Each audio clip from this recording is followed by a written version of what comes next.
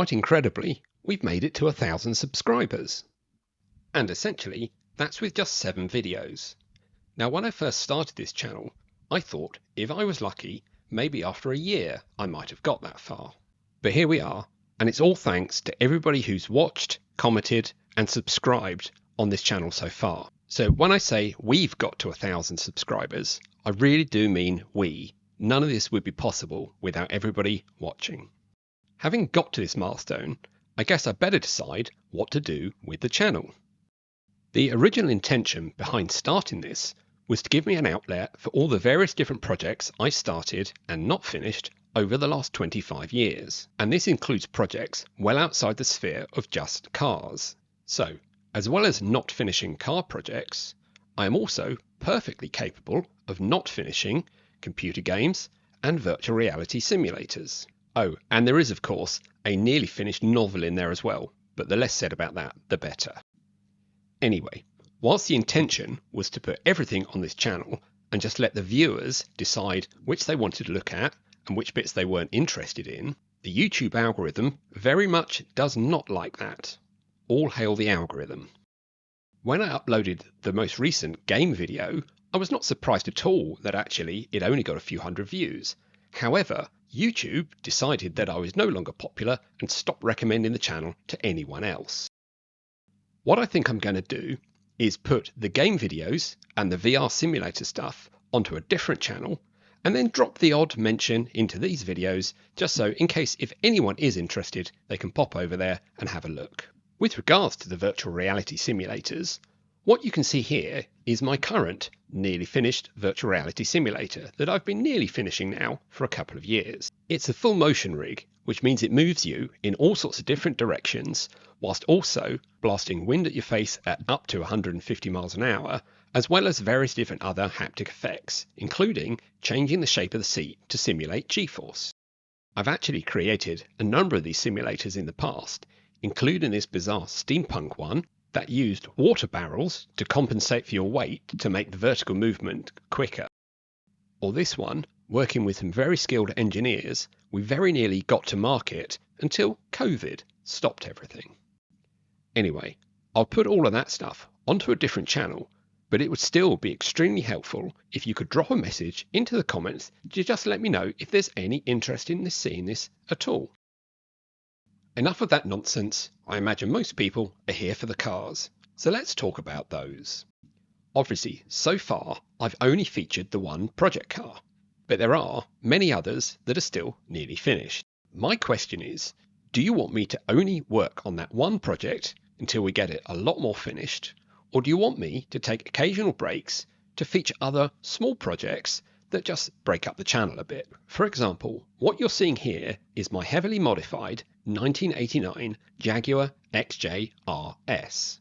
It's nearly finished to the degree that if I could solve one problem with the engine management system such that it runs roughly, I could get it MOT'd and start driving it. The question is, are you interested in watching a video where I spend the weekend stripping the fuel system, draining out the old fuel, and messing around with all the injectors, and probably swearing at it a lot? But it would of course mean that it would be a week without progress on the other main project. Pop your thoughts in the comments and let me know. Right, that's enough of all of that. And whilst I was away on holiday last week, I did manage to get some car stuff done. And finally, after what seems like weeks messing around chopping the wings up, it was time to get on to positioning the headlights. And what you can see here is me unwrapping something that I've had in my loft for years. A genuine headlight pod from a Jaguar XK 120. And what you see right here is me putting the headlight pod onto the car and discovering that it doesn't remotely fit. Oh, come on! So I'm glad I spent 10 years carefully storing that, but these things happen. So it's on to plan B. I hunted around the garage to try and find something else of around the same shape and size that I needed that I could mould fiberglass around. And luckily, the CO2 gas cylinder from my welder seemed to fit the job perfect. So it was out with the duct tape and the brown paper so I could get it ready to be able to mould fiberglass on.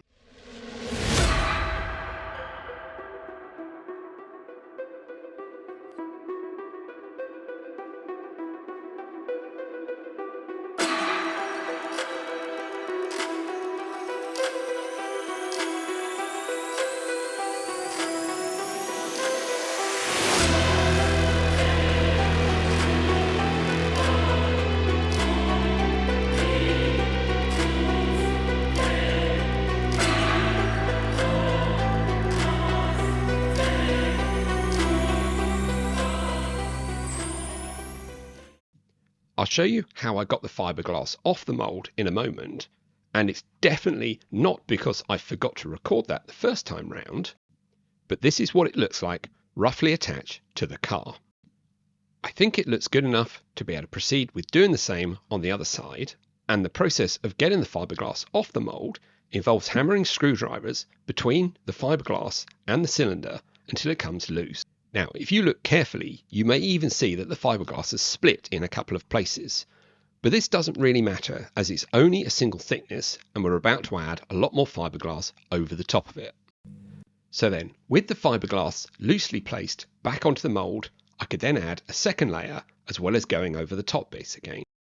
And with that process finally complete, I could then start to work out how on earth I was going to get these two headlight pods into the car in an even and level way. There's only one thing for it. We need sophisticated heat beam, which we called a laser. Yep, it's time to break out the laser level and to record lots of data points from side to side to carefully measure where the two holes should be.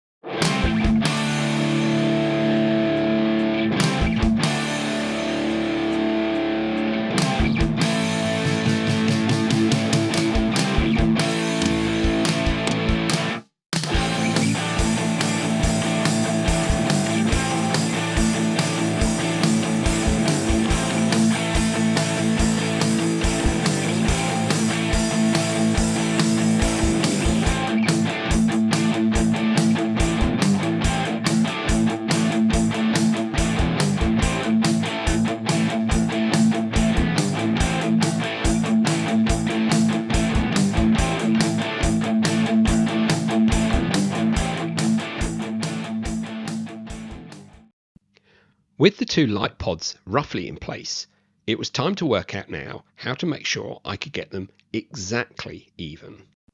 And the easiest way I could think of to do this was to bolt the two light pods together with a wooden plank.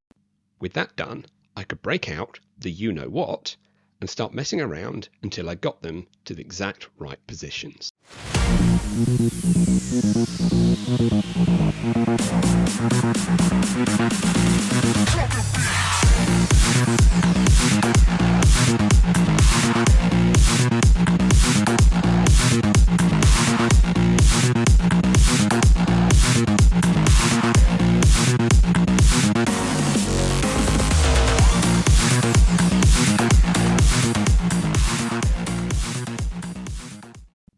Finally, by not breathing too close to them, I was then able to apply a thin layer of fiberglass paste to hold them in position.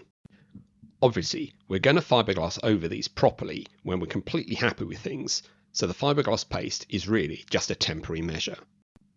But I just had to be extraordinarily careful not to dislodge anything while I was going about the process. Then, with the paste fully set, I could go round it with a sander to smooth things out. And there we are, the first draft of the headlight pods.